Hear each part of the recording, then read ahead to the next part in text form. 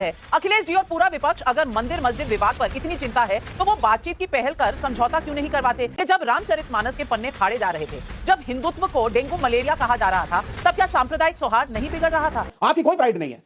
विवेक श्रीवास्तव जी, ये आपके निजी विचार जरूर हो सकते हैं। इन दोनों को मैं बस एक लाइन में जवाब देता हूं। जहां मुगल आक्रांता आए वहां राजपूतों में सती प्रथा चली, वही से अब आप चुप रहिए, एक मिनट पूरा करने दीजिए, फिर आप बोलिएगा। उन्हें सती प्रथा को बंद कराया, नंबर 1। अब नंबर 2,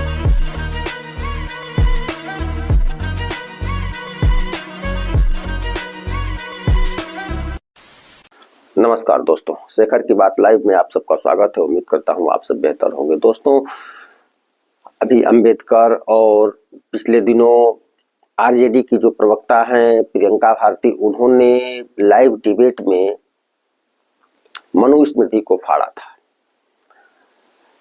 इन सवालों के साथ नाविका कुमार ने, वामपंथी विवेक, अनुराग भदौरिया और तहसीन पुलावाला भी इस डिबेट में है। अनुराग भदौरिया और विवेक श्रीवास्तव के कुतर्क सबको पता है। ये गलती को कभी भी नहीं कहेंगे अगर वह सनातन के खिलाफ कुछ गलत किया गया है, सनातन को अपमानित किया गया है, तो इसको ये कभी गलत नहीं मानते हैं। नाविका कुमार ने इनसे सवाल किए कि क्या सनातन धर्म ग्रंथ फाड़ने से सनातनियों की आस्था को ठेस नहीं पहुंचती है, और दूसरे धर्मों की जब बात आती है, मजहबों की बात आती है, बम फोड़ने वालों की बात आती है, तो तुम वहां उनकी आस्था को ठेस पहुंचने की बात करते हो।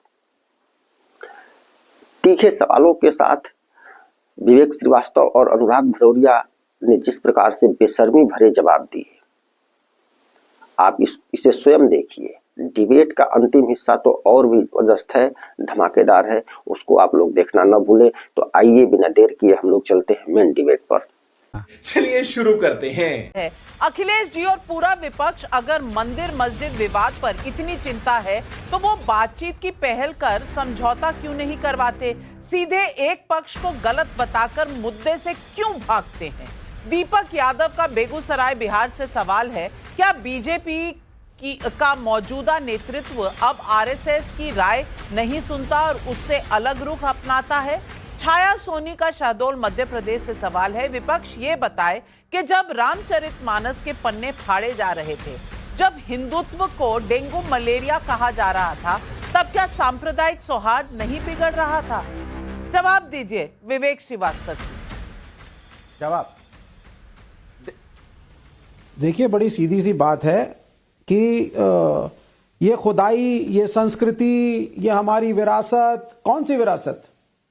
पहले तो ये बताइए कौन सी विरासत? सती प्रथा की विरासत, बाल विवाह की विरासत, देवदासियों की विरासत? कौन सी विरासत? कौन सी साइंस, कौन सी टेक्नोलॉजी पिछले 1000 साल में? क्या इन्वेंशंस हैं आपके?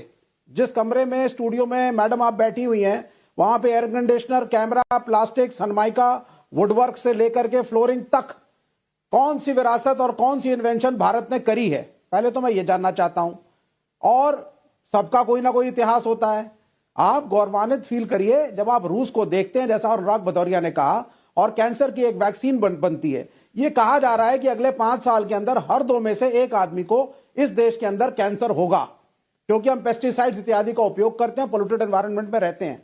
साइंस एंड टेक्नोलॉजी पे डिबेट्स और डिस्कशंस और प्रोग्रेस के बजाय प्राइम मिनिस्टर योगी आदित्यनाथ, जो हमारे ऑनरेबल चीफ मिनिस्टर हैं, सबसे बड़े राज्य के, खुदाई में लगे पड़े हैं। साहब, वोट डालो, हमारी विरासत, हमारी प्राइड, हमारी। आपकी कोई प्राइड नहीं है, आपका कोई एजुकेशन नहीं है।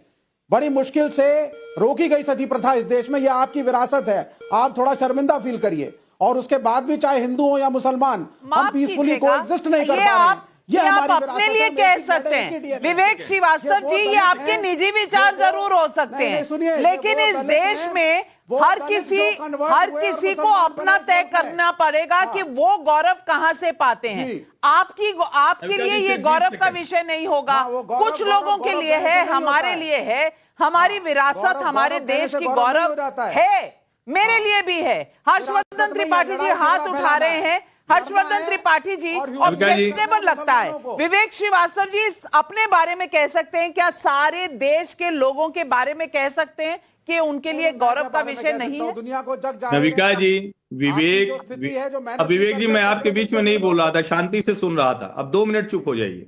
जी जी। विवेक श्रीवास्तव जी ने एकदम स्पेसिफिक जो सती प्रथा, और दूसरा कहा कि हमने खोजा क्या, कौन सी विरासत। इन दोनों को मैं बस एक एक लाइन में जवाब देता हूं। एक तो ये कि विवेक श्रीवास्तव पढ़े लिखे व्यक्ति हैं। अब आजकल ये थोड़ा दिखने में किम जोंग उन की तरह दिखने लगे हैं, नॉर्थ कोरिया वाले तानाशाह की तरह, लेकिन उस तरह की मानसिकता नहीं होनी चाहिए, उस तरह की बुद्धि नहीं होनी चाहिए, ये बचना चाहिए। नॉर्थ कोरिया अच्छी कंट्री है, ये उससे बचना चाहिए। क्यों?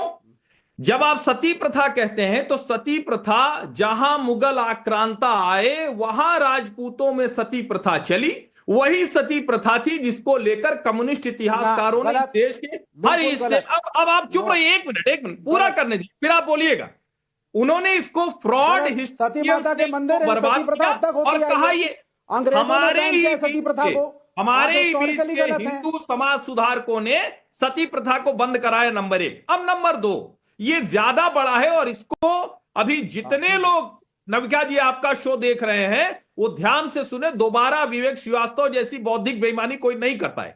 आज 23 दिसंबर है, 22 दिसंबर 1887 को इस देश में एक व्यक्ति हुए थे, श्रीनिवास रामानुजन अयंगर, दुनिया के सबसे बड़े गणितज्ञ में से माने जाते हैं। मैथमेटिकल एनालिसिस में उनका कोई जोड़ नहीं है, नंबर थ्योरी के वो जनक माने जाते हैं, इनफाइनाइट सीरीज के जनक माने जाते हैं, और उनके आगे दुनिया में कोई ऐसा विद्वान नहीं पैदा हुआ जो उनको गणित में चुनौती दे सके। और विवेक श्रीवास्तव को शर्म आ रही, शर्म आपको अपने ऊपर आए। हमारे पुरखों की विरासत समृद्ध है, हम दुनिया को देने वाले हैं, और मैं आपको नाम बता रहा हूं, इतिहास बता रहा हूं। एक आदमी ढूंढ के लाए और 150 साल में कमाल कर दिया, कमाल कर रहे हैं। आपको लग रहा है एक ही आदमी था? मैं पूछना चाहती हूं कि एक ही आदमी था इस देश की विरासत में।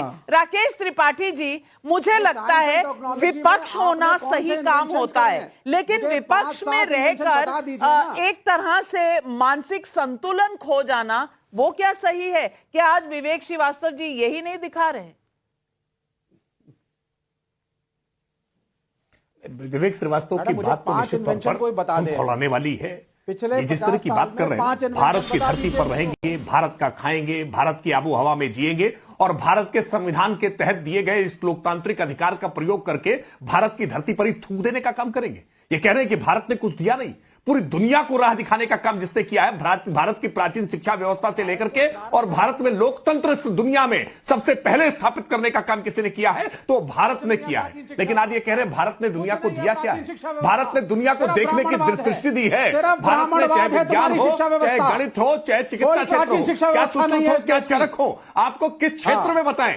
आपको अभ्यास हो गया कि आपने राइट ब्रदर से वायुयान को सीखा है, आप कुछ नहीं है, को नहीं जान पाए, इतिहास पढ़ा, आपकी सारी शिक्षा बैठे रहे, वामपंथी इतिहासकारों ने आपको दबाया गया कर दिया। ये आपकी विरासत है। जाकर के पढ़ो जरा ऋग्वेद को, जरा सामवेद को, यजुर्वेद को, अथर्ववेद को, भारत के सत्य सनातन संस्कृति को जरा पढ़ो और जानो। जानते नहीं हो, पढ़ते नहीं हो, और मूर्खता का प्रदर्शन आकर के आपकी वर्ण व्यवस्था की विरासत को नहीं मानता। देश के लोगों को जातिवाद की विरासत मिलाती है। आज सारे दर्शक समझ गए हैं कि आपके लिए नॉर्थ कोरिया ही आपका एग्जाम्पल है। मैं सारे दर्शक समझ गए हैं। मैं सिर्फ लाइटर नोट पे कह दूं, आजकल फ्लाइट टिकट्स पर डिस्काउंट चल रहा है। अगर आप टिकट खरीदना चाहें तो संपर्क कर लीजिए, कहीं पर कोई ना कोई दिलवा देगा। हर्षवर्धन त्रिपाठी। 20 सेकंड फिर से। ये विवेक श्रीवास्तव कह रहे हैं कि अच्छा अलग अलग क्षेत्रों का बताइए। अब फिर मैं पुराना बताऊंगा तो 1887 19वीं, तो ये परेशान हो जाएंगे, पढ़ते लिखते हैं नहीं। अच्छा चलिए आज का सुनिए। 3 हिंदुस्तानी इन्वेंशन बता दो। 3 नारायण, 10 साल में 3 इन्वेंशन बता दो। इंदिरा नुई, निकेश अरोड़ा, जयश्री। अरे वो कुछ नहीं, वो वहां के देशों में जाकर के उनके सिस्टम में काम कर रहे हैं। अपने देश का बताओ, आगे सुनिए। अपने देश में बताओ, यहाँ बैठ के किया क्या है? बहुत अच्छी बात। हिंदू मुसलमान की लड़ाई के अलावा कुछ करा है पिछले 10 साल में? एक इन्वेंशन बता दो 10 साल में। देश में एक भी ढंग का व्यक्ति नहीं होने दिया। आपके देश की विरासत है जातिवाद, वर्ण व्यवस्था, कास्टिज्म, ये आपकी विरासत है। ये आपने इनहेरिट किया है, ये यहाँ पे पढ़ाया गया था।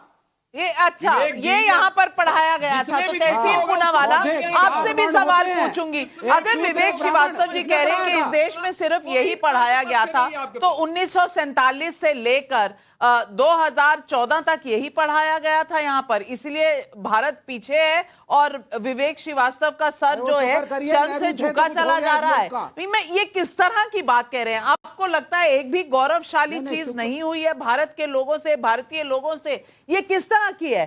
क्या आप लोग पार्टनर रहेंगे इंडिया अलायंस में तो इस बात पर भी मुंह पर जिप कर कर बैठे रहेंगे?